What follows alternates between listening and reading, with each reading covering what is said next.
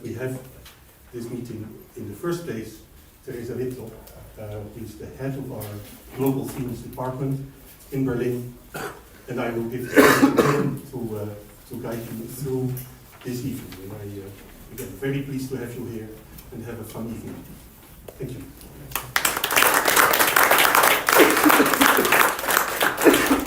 Thank you, Jules, for these very nice introductory words.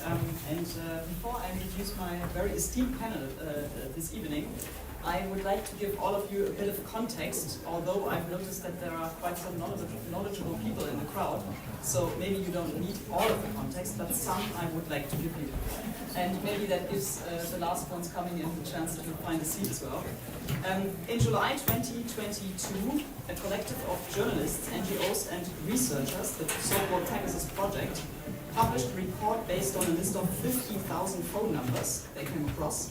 And we now know that this was maybe the biggest government surveillance scandal of our time, at least up until now.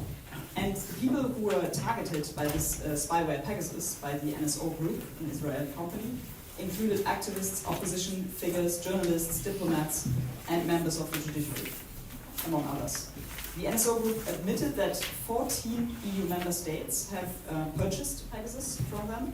And in March 2022, so 2 years back, the European Parliament decided to set up a committee of inquiry, which is not such a common thing to do.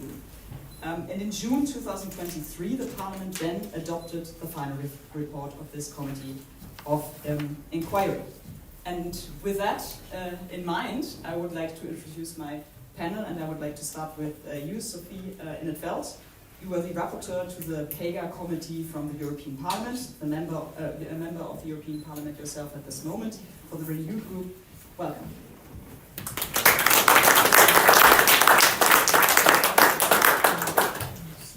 The man sitting next to you, Moritz Körner, he was the vice chair of the PEGA Committee, and he is a member of the European Parliament for the Renew Group as well. Welcome, Mr. Körner.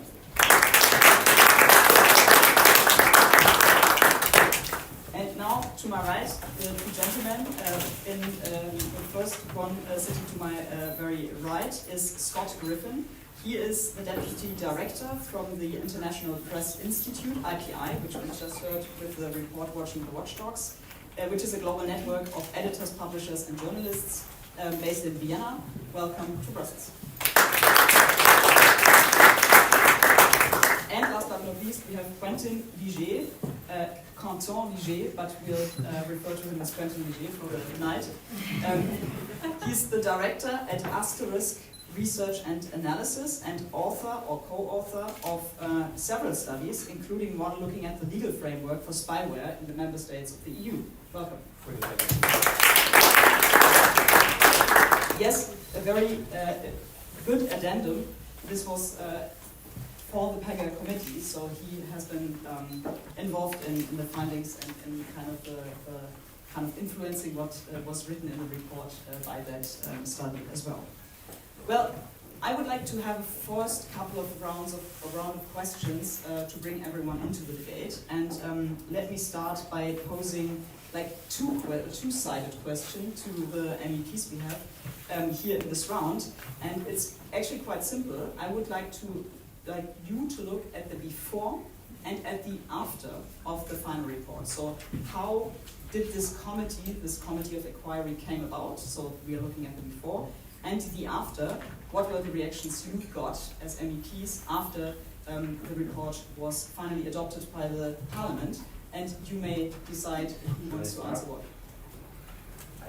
Sophie wants me to start. So, first of all, thank you for having this evening and the debate. And I think it's a very timely debate because right now, I think last week or something, we got the message that again members of the European Parliament were actually targeted with spyware, which is actually very, very scary news to hear. And I think actually that the whole public debate on this issue is not where it should be, and that's why we need conferences and discussions like this to actually talk about the subject. I will start with, how did we bring this committee and what came after? Maybe it's Sophie, because I think first of all, let me start with giving her all the credit for actually this work. Because this was a renewed project from the beginning. We were the ones our group was pushing. Also with Rosa Thun, our Polish member, we were all very shocked to hear the news in Poland and Hungary. That's what the scandal started. And at first it looked like, oh, Poland, Hungary again. And I think now digging into this subject already when we had the inquiry committee was very clear. It's not only Poland, Hungary, it's also Greece, it's Spain. It was actually a huge problem. And that was, I think, what we achieved with the inquiry committee, that we actually got the inquiry committee, that we more or less have been a hub for journalists, for investigative journalists, for scientists to actually bring in all what we knew. And actually the whole journey was finding out new things and bringing them together. And now we have a pretty scary situation, and maybe Sophie can go into that. But I want to add one last thing on Sophie, actually, because you mentioned I'm the vice chair, which sounds very important. But Sophie was the rapporteur on this whole report. And I know, I saw everything what she and also her team, her great team, did. They went into everything. They looked at every report and everything. And actually they put it all into the report, which was also a very brave thing to do, because lots of other colleagues, especially when it came to their member state, they don't want to have that so clearly mentioned in the report and so on. So it was also a huge fight. And Sophie, I think, did this unbelievable amount of work. And I think, and maybe you can touch upon that, I think the bad thing is that we have now this report, we know what's happening there, what's happening every day, but there was no political reaction from the European Commission, from the member states, on all these scary findings, and that's actually what's missing today. Yes, thank you. And indeed, I think much of the praise should go to my team, who have been like regular detectives. You know, they've been investigating. Occasionally, I heard a little cry coming from their, squealing from the office. Of, oh, look what I found on this Russian website. Or what are you doing? And I think the report has also shaken the administration of the House to the core, because when you make a report for the European Parliament, you get a set number of pages, because that is, they have limited capacity for translation. So I was given a maximum of 7 pages. I said, I don't think that's going to work. Okay, lots of meetings. Okay, you get an exception, you get 42 pages. So the first version of the report was 159 pages,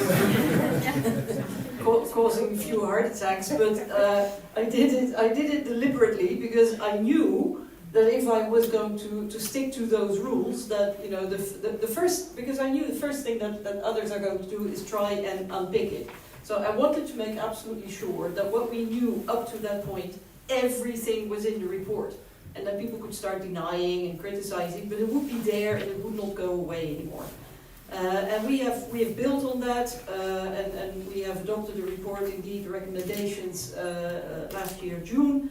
There have been lots of developments since, and I will mention 2 very recent ones. One just came out a few hours ago. But I think it is important to underline, first of all, what this is about. This is not about technology. It is about democracy. It is about those in power who get the tools to eliminate opposition, criticism, scrutiny. That is what we are talking about. And I entirely agree with Moritz. The worrying bit here is that there's been no reaction at all. I mean, and what is scary is they're not even pretending that they are acting. They're not even pretending. They just refuse to act. It's like being stonewalled. It's really amazing. The 2 recent examples, one was already half mentioned, is the European Parliament. A couple of months ago, the President of the European Parliament and the chair of the Fisheries Committee have been targeted with Pegasus. Last week, or 10 days ago, we learned that 2 more people have been targeted, namely the chair of the Defense Committee and some other people. And what I find shocking is that there is no political reaction. So an IT department has been set up, a help desk where you can have your phone checked, but the question is, who is spying on members of parliament? Who? And the first one we should ask is the company NSO, which can only sell its products with the authorization of the Israeli government. They have all the phone numbers, they have access to everything that is being retrieved with Pegasus. They know who's doing this. And why has the political question not been asked by the European Parliament? Who is behind this? Who is doing this? Because it's easy to find out. So there is clearly a political issue. It's more than lack of will. It's not just reluctance. It is actively blocking, an investigation into who is doing this. Second, recent one just came out a couple of hours ago. You may know that the US has taken action. They have blacklisted NSO, they've blacklisted Intellexa. Today, just a couple of hours ago, they made public that they are imposing sanctions on Intellexa, on the firm, on the different branches in different countries, and also on the 2 key people, Tal Dilian and Sarah Hamu.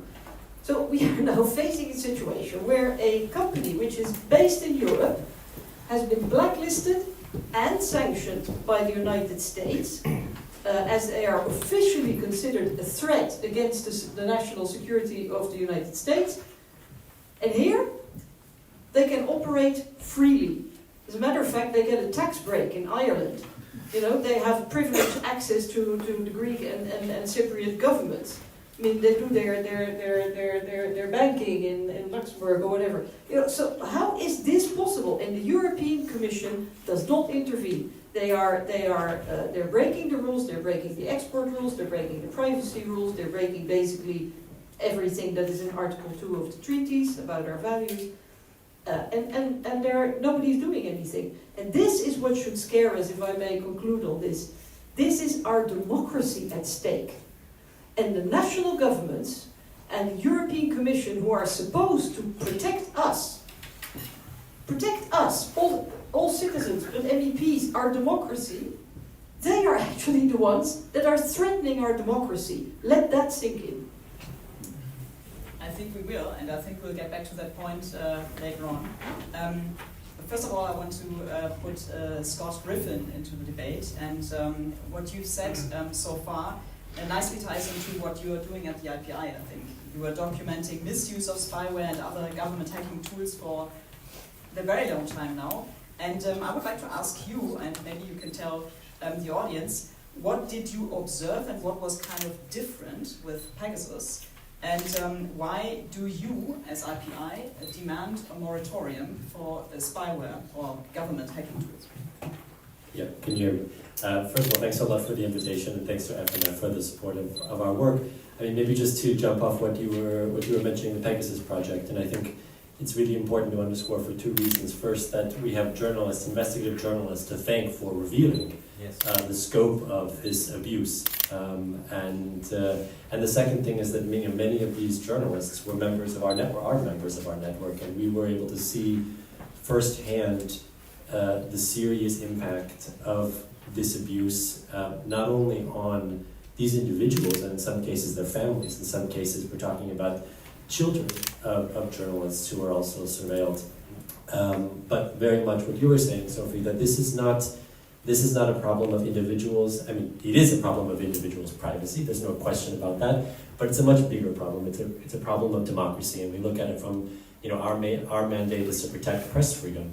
What does it mean when journalists, when they are subject to this type of surveillance, this invasive surveillance? And Pegasus is fundamentally different, or Predator, fundamentally different in the totality of what they can surveil, the level of their access to people's devices.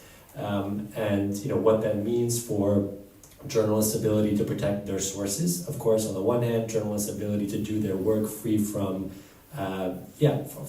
being followed by the state. And I think also it's a bit of a paradox because this only comes when we find out this surveillance is happening, but these are acts of intimidation. I mean, these are journalists who are being targeted for their critical work, for their watchdog journalism, for keeping a check on power. And for that, they are being subject to an extreme invasion of privacy. And we fear that, we know this is happening now.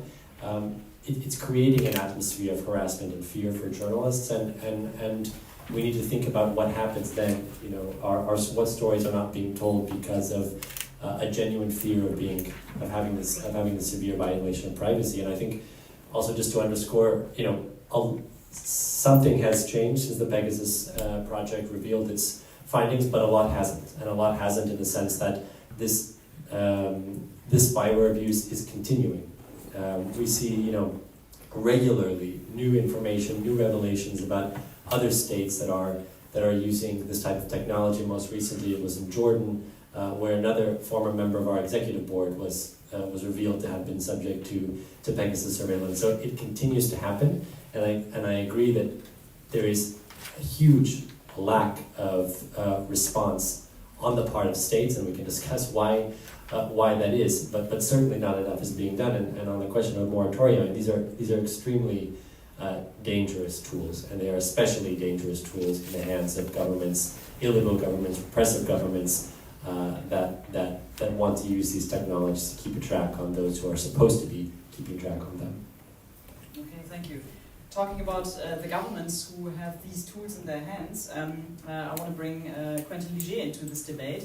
As I said earlier, he co-authored many studies, and one of these especially was commissioned by the Inquiry Committee, and you've been studying the legal frameworks in the member states, and as we've been mentioning democracy before many times, how good do you feel we are as democracies in regulating spyware? Not very good. More seriously, what we looked at probably doesn't go into what you're talking about by the use by illiberal governments, although some of the governments in the EU could very easily be deemed illiberal governments. We really looked at the democratic oversight, the use of spyware by law enforcement authorities, so police, and intelligence services. And what we found was really interesting because it was building on work we did previously on the use of other types of spyware or hacking by law enforcement authorities. And it's really that the legal framework is lacking everywhere. Some member states are trying to bring their legal framework up to date, but in general, it's simply not there because law enforcement authorities, intelligence organizations are allowed to use special investigative techniques. What they are is generally very ill-defined, which opens the door to a lot of abuse.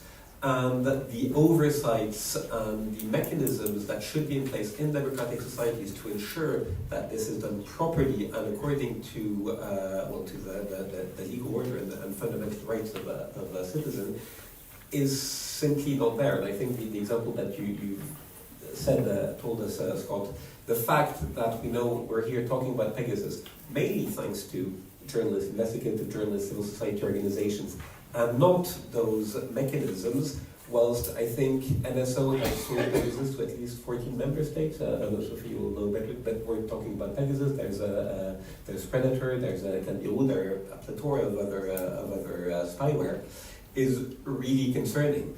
Just to give you a few examples, in Poland, the use of special investigative techniques, so including Pegasus, could be done with the acceptance of the district court in Budapest. However, during closing hours, weekends or in the evenings, it was simply a judge that was on call who could accept the use of those techniques and therefore the use of spyware. The intelligence services of Hungary had the name of the judges who would be on call and asked to accept or not the use of those techniques. So it was very easy for them to simply choose whenever they were going to have a sympathetic judge to accept their requests. I think the only example we saw that was positive. There are probably two. One is in Germany, where the Federal Criminal Police, I think the PEGA, actually looked into purchasing Pegasus, but because of the Constitutional Court ruling, I think from 2008, some of the elements of Pegasus, namely the use of listening devices and recording devices, and the fact that if you have access to someone's mobile phone, you have access to absolutely everything that happened since the beginning. So if you're investigating a drug crime or potential terrorist attack or anything, you have access to years and years of absolutely everything. And what the federal police asked, the criminal federal police asked, is for Pegasus to change their code to disable certain functionalities of Pegasus, and originally they refused. It looks as though they finally changed the code and accepted it, and it's being used. But it's the only example that we found, and I think in your report it's also the only example that's mentioned, where there is a democratic organization or an organization in a democracy asking for the spyware to be curtailed in order to follow democratic principles. And the other example we found that it's not specific to spyware is in the Netherlands.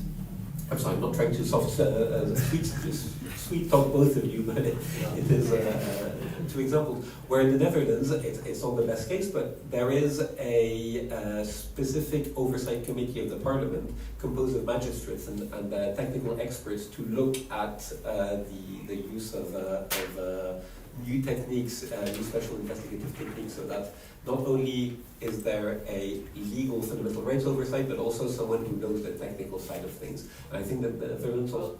Actually, the current government is in the process of basically castrating the oversight committee. So, there we go, as best example. Well, it used to be one. And just a last thing on what has changed, just to answer a question that was not asked to me. Just last year, the French government tried to pass a law on spyware, the use of spyware by law enforcement authorities, allowing it. It was struck by the Constitutional Court that only allowed the use of spyware in order to locate individuals, but not to use the recording devices. The only glimmer of hope, maybe, but unfortunately it's not due to anything, well, or fortunately it's thanks to elections, is that Poland started a parliamentary committee on the use of Pegasus, I think, a few weeks ago, and I don't know when the results will be due, but it seems to be one of the things happening. I was going to say, unfortunately, not because of anything else, but fortunately due to elections. Okay. Some good examples we've been hearing and some not so good, but maybe there are examples. So maybe to give the ball back to you as parliamentarians. And Mr. Unveiled, you just said that nothing has happened so far, or no one has been able to pick up anything in the terms of drafting some legislation or something. What would the role of the Commission and the European Parliament be going forward in drafting maybe rules? Also keeping an eye on the fact that, of course, the competences of the European Union are not quite that broad, looking at national security issues. I don't know who of you wants to pick that up. I can be very brief about that because it's all been detailed in the recommendations that we voted last year. The argument that the European Union has no competence, I don't buy. Everything that we put into the recommendations has been verified with the legal service. It's a bit an excuse because, let's say, the whole spyware business it relies on the European Union, the internal market and all the cooperation and what have you. And when it comes to protecting our democracy and protecting citizens, we have all the tools that we need in the treaties and in our legislation. And I mean, and the Commission is never, whenever something happens in the world, they can propose all sorts of things, even if there is no legal basis at all. We've made deals with Tunisia and Turkey for which there's just no legal basis. I mean, it's like toilet paper. So, and we have given them a legal basis. But I think one of the, if I have to choose between all the things that we have recommended, I think the most important one is to have a legal definition of national security, to demarcate the area where different rules apply. Because now, this is what they always hide behind. They say, oh, national security, but national security can be anything. I mean, as we were investigating, I found out that in my own country, that national security even includes the agency which is responsible for road salt in winter. So, you know, they just abuse it. And this is also one of the reasons, because, I mean, there's some glimmers of hope. You mentioned Poland parliamentary inquiry. There seems to be, hopefully, some progress in some court cases in Spain. Otherwise, until the day of today, but correct me if I'm wrong, there hasn't been a single conviction. None. There's not been a single court case that has been concluded. And that is because in the vast majority of cases, first of all, they couldn't even bring their case to court because they didn't get access to their file. So how are you going to go to court if you don't have your file to prove that you've been spied upon? And then when they go to court, then there are such strict limitations for the judges and the lawyers, and that you know it's not going anywhere. And so this whole idea of legal remedy, you know, because this is the last thing I want to say, because on paper there is quite a lot in terms of safeguards and rules. In practice, it is all meaningless, completely meaningless. Even something like judicial authorization. Yeah, but what's that worth if the judges are in the pocket of the government? You know, and oversight, the same thing. So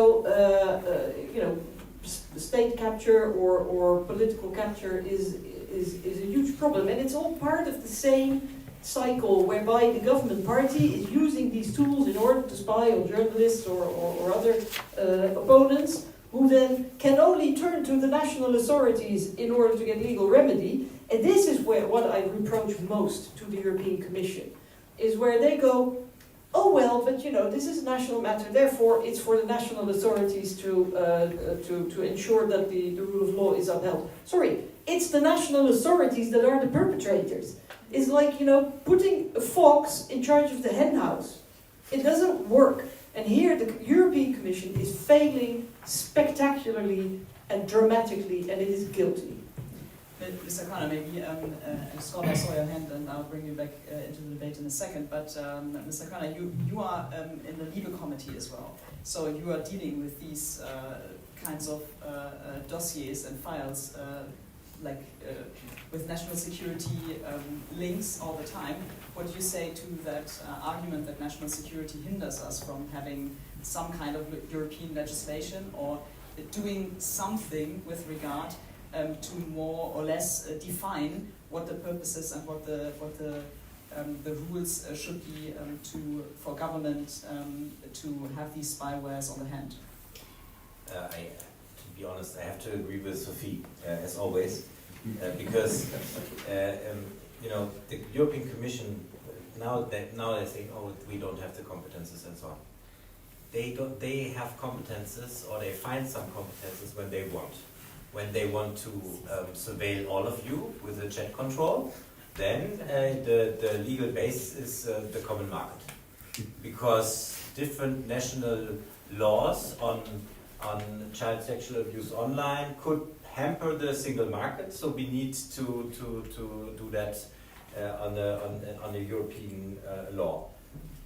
But when it's about protecting your rights, then we cannot do anything about it. So I think this is completely bullshit, and it's very clear that the Commission is not willing to do anything. Actually, we had several discussions in the Parliament with commissioners there that actually were not really, it was somebody had to step in for them. I think it was never Johan, right? No, we've had Dombrovskis once after a lot of hassle. So it was always, and they were like saying, yeah, blah, blah, blah, blah, nice words, blah, blah, blah. The Commission is very good in saying nothing in 5 minutes. That's what they did. The only thing we have to push, I think maybe that could be one question for the next Commissioner. So the Parliament is very strong towards the Commission when they want to get elected from the European Parliament. So that could be a way where we have some leverage really on the next Commission. The other thing is, I'm also in the Committee of Budget. What we also try to do is actually to fund projects better with the pilot project, the Citizens Lab. We need something like that in the European Union. We tried a pilot project, it was a little bit difficult. I think we have to do another run on that, because at least what we can try to do, if the Commission already doesn't want to regulate this, the next best thing is what we can do is to find out what's happening there and shed a light on that. And I think that is also an angle that we should try to consider. That's maybe something good to Can give. I add one solution? One to very this? small one. Yeah, very small, because I'm always, I like the motto, you know, speak or tread softly and carry a big stick. I also think it's very useful to always keep your finger on the nuclear button. Here we're talking about democracy. If the European Commission fails to protect democracy, in my view, that would be a very good reason to send the Commission packing. Okay, I wanted to hand over to you, Scott, because you raised your hand, and maybe you can also shed some light on the players or on the organizations that he was referring to, and if there are any, like the Citizen Lab here in Europe.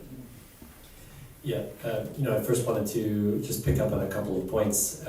First, on the lack of accountability for the use of spyware. I mean, we are talking about 2 EU member states, Greece and Hungary, where spyware has been used illegally against journalists, and there is zero accountability. No one has been held accountable for these serious violations of privacy and press freedom. Not only has no one been held accountable, but governments in both countries have obstructed efforts to secure accountability. And the only people in some cases who have been charged or investigated are the journalists who revealed this illicit spyware. In the case of Hungary, for example, and in the case of Greece, the Independent Data Authority that tried to alert victims of spyware. So I think this is what we are seeing, a complete reversal of what should be happening. That those who are attempting to reveal public interest information about the use of these very problematic tools to the public are the ones facing punishment, and those who are abusing these tools are not. And this is also related to this issue of national security. This is the blanket excuse that governments are using, also in the case of Greece and Hungary, EU member states, to justify the surveillance without having to justify it at all. And it's something that I've experienced firsthand speaking with Hungarian government representatives. Among the many fantastical things that we heard was that these journalists who are surveilled, well, they must have done something wrong. They must have done something seriously wrong. Otherwise, they wouldn't be subject to surveillance. And when you ask them for more information on these cases, they tell you it's classified because it's a national security issue. So this is a really serious problem. And when you leave it to the member states or individual states to decide what is national security, they will abuse this, and it is being abused, and this is a huge issue as well in the European Media Freedom Act, and maybe we'll come to this as well. But really, the lack of accountability cannot be emphasized enough, and this is the sort of the totality of what we are up against in the use of spyware. So, and very disturbing that again we're not talking about what we are, but Mexico or Turkey or Jordan. We're talking about EU member states, and one last point, I couldn't agree more with this idea of, for example, judicial approval of the use of spyware. It doesn't work in cases where there's no judicial independence. It doesn't mean anything, and again, Hungary is a perfect example. You can't rely. There is no the judicial system is so compromised, thanks in part to a lack of action, again, by the European Union, not you, but to enforce values like press freedom and the rule of law. And now we have a situation where the state is not only unable to hold people accountable, but is responsible for these violations. So, yeah, just to I get the cover a feeling, few points. yeah, thank you for these additions. I get the feeling that there are quite a few problems that need fixing.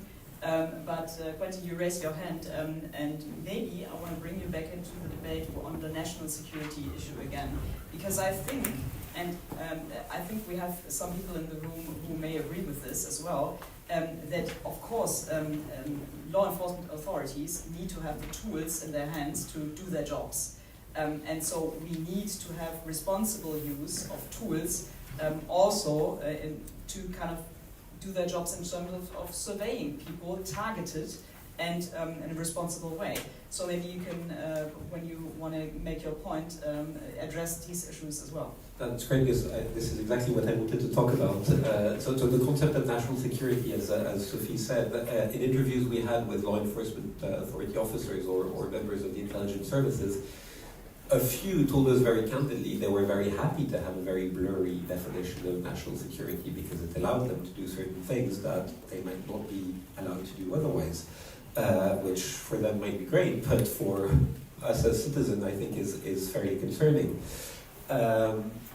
On your point, well, I can't remember which Court of Justice ruling states quite clearly that special investigative techniques and the concept of national security does not mean that the country can contravene or go against European law and European fundamental rights. I'll need to check that, but I think once again it's very clear that some actors, such as the Commission, can say certain things if they want to. But maybe more to the national security point and the effectiveness of those tools when used by law enforcement authorities and intelligence services, because that's a question we also need to ask ourselves, is it actually useful?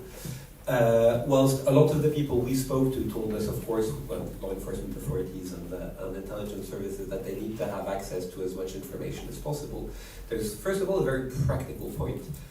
The amount of data that you can access is huge. It's almost impossible for some law enforcement authorities to just go through everything. And we're giving the example, I can't be very precise on it, but a case that actually went to court, so it wasn't on the use of spyware, but it was in the same interview that I spoke to that person. And it was a case where the case went to court, and ultimately the family of the victim asked whether they could have access to the file.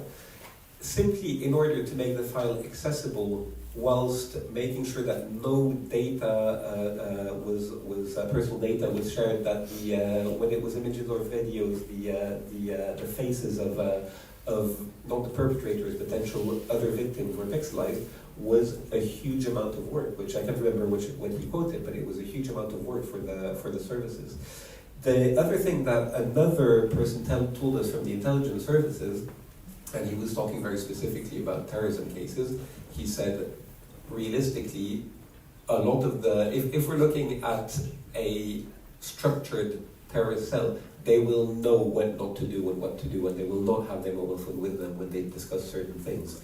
And so this is just anecdotal, but I think it really poses the question of the effectiveness of those techniques and whether, beyond everything we're discussing, they're actually needed to do the job as is claimed by some.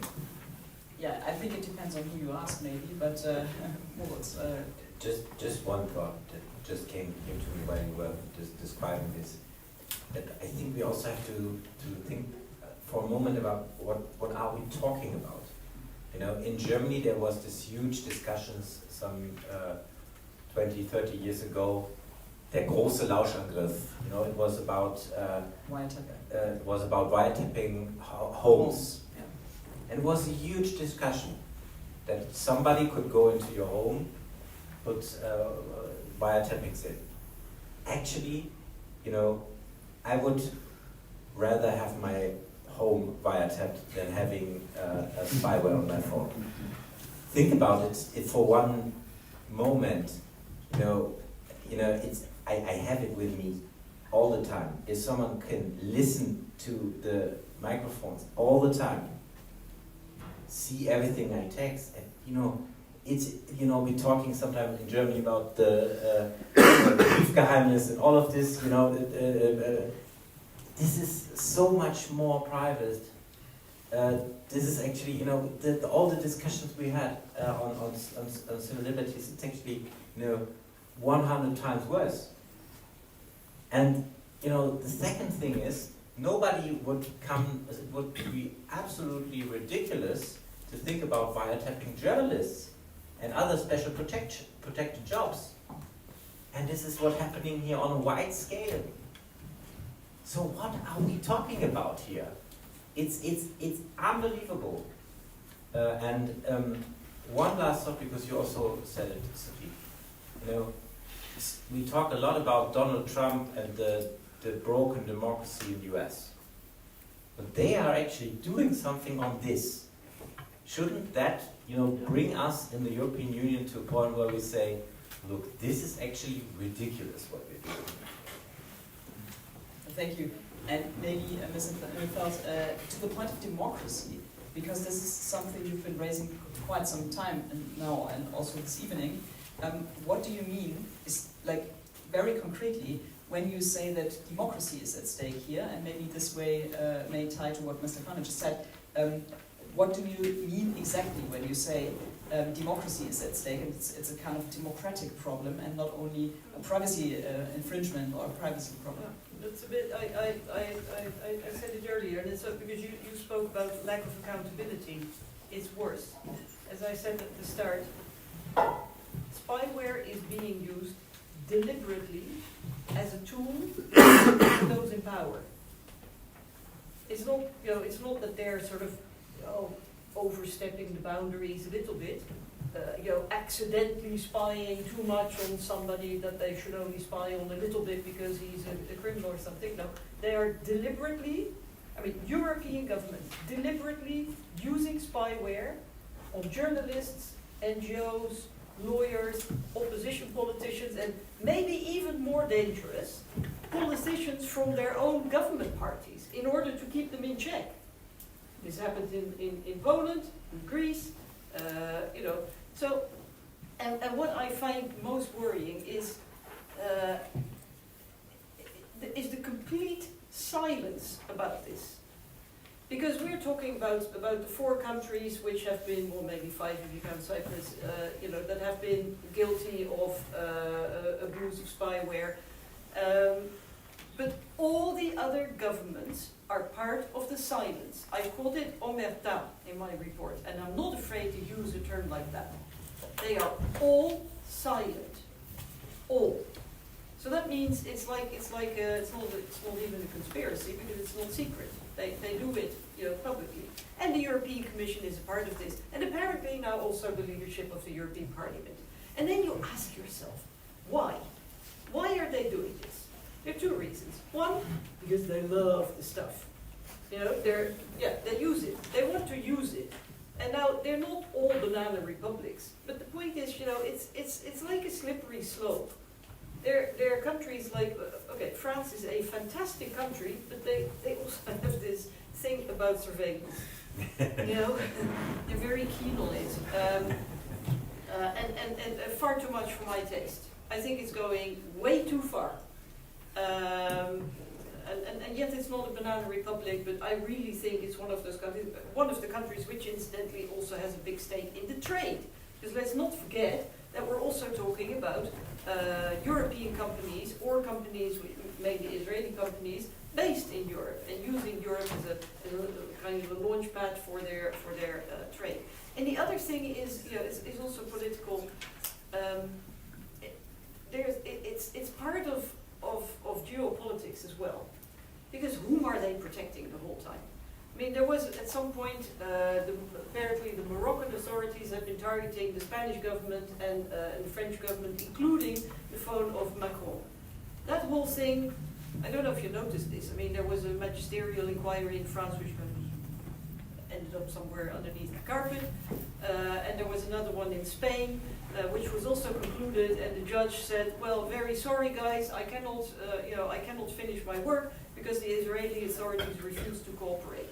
And the Spanish authorities apparently didn't feel any reason to ask the Israeli authorities. And now again, Pegasus being used against MEPs. Can somebody please explain to me why there's no letter by, if it isn't the President of the European Parliament, then maybe by Mr. Borrell or by Mrs. von der Leyen. I know Mr. Netanyahu is busy, but you know, they know who is doing this. So what, you know, so there is a lot more behind this, and the point is that these are our governments, and I repeat what I said earlier. They are supposed to protect us, but in reality, they are the threat, because they are using it to eliminate scrutiny, to eliminate accountability, to eliminate opposition, to eliminate criticism. As you said, I mean, one of the countries where the whole scandal has been documented best probably is Greece. Look at what the journalists are facing there. They're facing slaps of up to €500,000 euros. They're facing all forms of harassment and threats, and even indeed the independent authorities that were investigating, they did a hell of a job. But when they were this close to revealing everything, there were criminal charges against the head of the independent authority. This is what governments do. They are not democratic governments, and all the other governments in the European Union, including one of my own country, you know, they may not abuse it in the same way, but they are just as guilty by covering up. Sorry to be a bit. I feel rather strongly about democracy. I think we feel that, and I think that we can agree with you on that point. And there I was for a second thinking we just need to fix the problems with democratic values we have in the European Union at some points, but obviously that's maybe not enough. But Scott, I want to give over to you again, because as you mentioned earlier, it's not all so bleak, because we have some forms of legislation, and I want to point at the European Media Freedom Act, where the spyware problem is being addressed. Maybe you can tell the audience and also comment whether you think that this problem is actually addressed well enough in the EMFA. Yeah, it's a good question. So the EMFA is the European Media Freedom Act, and it's an effort to legislate at the EU level on a range of issues meant to protect journalists, so on issues of editorial independence, on issues of transparency of government advertising, but spyware as well. And the position of, I think, nearly all press freedom organizations was a complete ban on the use of spyware against journalists. That didn't happen. And the outcome of the negotiating process is something quite tricky, I think, because on the one hand, I think it's possible to say that some safeguards were introduced in law, safeguards which are ineffective in places where the rule of law doesn't function. So judicial authorization to carry out spyware, for instance, and you know, there's a threshold in terms of severity of crimes in which, you know, states can still surveil journalists when there's a public interest and etc. On the other hand, I think there's a legitimate question of whether this is actually legitimizing the use of spyware in law. And you know, setting out standards for its use. You know, if the position is like these tools are too dangerous to be used at all. You know, now we're setting out actually thresholds for which they can be used. Thresholds which, in our view, are too low. You know, we're talking about crimes. I think it's a 5-year custodial sentence, so it's actually relatively low in some cases. And again, you know, can we rely on member states to uphold these standards? I think the answer is no, we can't, and that's the problem. And in fact, you know, not to bash on France, but France was the country pushing for a blanket national security exception in the law, essentially that journalists could be surveilled as long as there's a national security reason for doing so. But we already know that national security is the main reason, or the blank check. And so, you know, that was, let's say, the partial victory of press freedom organizations to prevent that exception from landing in the law. But, you know, the ultimate outcome is something quite murky, I would say. and it's really a question of how this law will be implemented and whether it can really provide any effective protection. And that's, you know, the report that we did, I think, is a critical look at whether that will be possible based on the experiences that we have in countries like Greece and Hungary. And I think I'm skeptical. And yeah, I think, you know, it's a question of, you know, what are we also legitimizing these practices for which, you know, there are also good reasons to say we don't want to use this type of technology at all. So yeah, it's a very mixed, I think it's quite a mixed outcome. Okay, thank you. I want to give you a quick heads up to the audience, because I've been told that the Brussels audiences are very opinionated, so I want to give you as much time as possible for questions. So I'll hand over to Quentin for one last question, and then I'll open the floor for everyone to ask their questions or give their short statements, and I'll come to you and hand you the microphone in just a second, so prepare the questions and prepare to raise your hands. Quentin, one last thing. We've been hearing about the contents of the report at some points here, because it contained some ideas, actually, like a joint EU-US spyware strategy, for example, or whitelisting and blacklisting, like vice versa, and looking at spyware vendors and producers, and like all of the realms of responsibility one could think about. And another thing, and that hasn't been mentioned at all so far, is the reason why spyware can work at the first place, or in the first place, which is vulnerabilities, yes, which are being kept open, yes, at some point at least. So maybe over to you again for a legal perspective. All these ideas which are in the report, which of them could be developed or could be kind of put forward in the next term right away? What do you think? Well, that's an easy question. No, well, I think you know, we've been talking about spyware, but as I think everyone mentioned, Sophie in particular, it's a democratic problem, it's a democracy problem issue. We can do certain things to try to curtail the use of spyware. I do think that blacklisting anything that's the wallet does work. Yeah, the European Commission is very happy to pass certain things based on a single market legal basis. So maybe that's one thing to look at. Exports as well. You know, I'm French, so I'm very happy to bash France as well. But France is one of the reasons. France is very happy to sell certain things, including technology to governments that might not be the most democratic in the world. So some stricter export controls could work as well. But I don't think there's any silver bullet that will really help address everything. But you know, I do find it difficult to understand, as Sophie mentioned, how the US manages to do things reasonably well. And just to give another example, I know it's not a legislative one, but a US court a couple of days ago asked NSO to give access to its source code to WhatsApp in a case that started, I think, in 2019. Courts here, but they are not there yet because of various reasons. But I think there's what needs to be done is huge. I would really urge you, en passant, to read the report, because I've read many Parliament reports. Most of them are not very good readings. This one is actually really interesting. It is 100 pages or more, but it's gripping. You really have a good time. So I would advise you to read it. But I do think it's a thriller. Well, yeah, and we don't know what happens at the end, which is great. Netflix series. Exactly. There is a cliffhanger, yes.